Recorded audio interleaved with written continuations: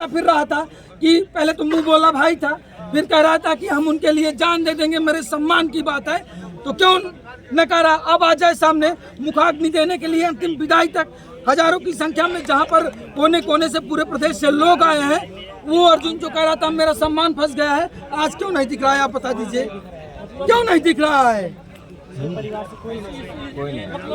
कहीं ना कहीं अर्जुन ही शादी करके रात में विष्णु ने रात में शादी करा, दोनों पति नहीं आए यहाँ पे, दोनों नहीं आए। ये दोनों अपराधी हैं, इनको सजा मिलनी चाहिए। ये कोई न कहे कि विष्णु दोषी नहीं है, ये कोई न कहे कि अर्जुन प्रेमी था। प्रेम में किसी की जान चली जाए तो दोषी कौन होगा? हम होंगे, आप होंगे दोषी, क्योंकि इन दोनों ने चालसाजी की चंद व्यूअरशिप के लिए।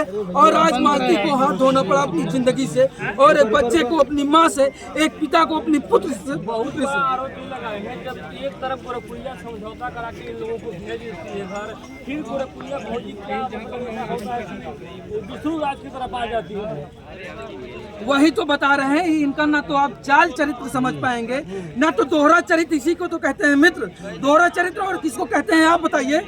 क्योंकि मीठा मीठा का कड़वा कड़वा थू वही कर रही हैं वो। मतलब चंद पैसों के लिए व्यू के चक्कर में सिद्धम कर रही हैं। यही है, यही यथार्थ है, यही सत्य है। मैं फिर कहूँगा, गोरखपुरिया भौजी के खिलाफ FIR होनी चाहिए, क्योंकि आप किसी की पर्सनल चीज़ें सार्वजनिक नहीं कर सकते हैं। यही संविधान कहता है, यही कानून कहता है, और उनके खिलाफ FIR दर्ज होनी चाहिए।